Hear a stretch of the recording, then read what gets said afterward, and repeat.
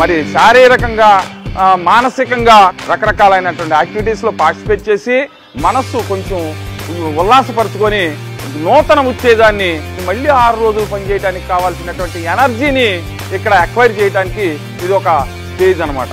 రోజు రోజుకి పబ్లిక్ ఎక్కువగా రావటం, పార్టిసిపెంట్స్ కూడా మేము ఈ రోజున ఈ వచ్చే ఆదివారం మేము దీంట్లో పార్టిసిపేట్ చేయాలనే ఇంట్రెస్ట్ చాలా మందికి వచ్చింది.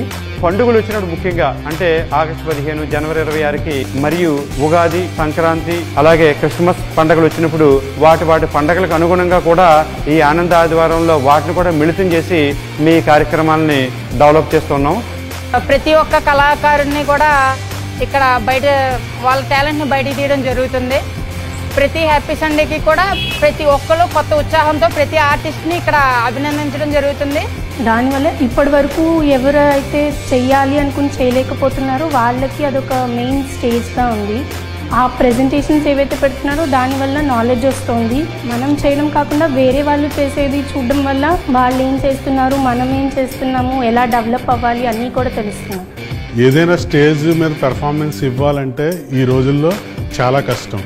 అదే గవర్నమెంట్ అన్నిటికి వాళ్ళు స్టేజ్ ఇచ్చి పర్టికులర్ టైం ఇచ్చి చేయడం ద్వారా మేము మా పిల్లలతో పాటు అందులో పాల్గొని చాలా ఆనందం పొందుతున్నాం. మ్యాక్సిమం మొత్తం అందరూ ఆటల్లో పాల్గొంటారు సార్. కబడ్డీ, క్రికెట్, వాలీబాల్ ఇలాంటివి కూడా ఆడిస్తూ ఉంటారు సార్. స్టడీలోనే దృష్టి పెట్టడం కాకుండా మా యొక్క కళను బయటకు పెట్టుకోవడం కూడా ఈ హ్యాపీ సండే బాగా తోడ్పడుతుంది సార్. ఎప్పుడు ఆదివారం వస్తుందా అని పిల్లలందరూ ఎదురు చూసే టైం వచ్చేసిందండి. నిజంగా చిన్నపిల్లలు, పెద్దవాళ్ళు, ముసలి వాళ్ళు కూడా ఈ హ్యాపీ సండేని ఎంతో బాగా ఎంజాయ్ చేస్తూ ఇంత హ్యాపీ సండేగా ఎంజాయ్ చేస్తారు. దానికి కారణం ఏంటంటే మన ఏపీ గవర్నమెంట్. నిజంగా నారా చంద్రబాబు నాయుడు గారికి మనందరం హ్యాట్స్ ఆఫ్ చెప్పాలి.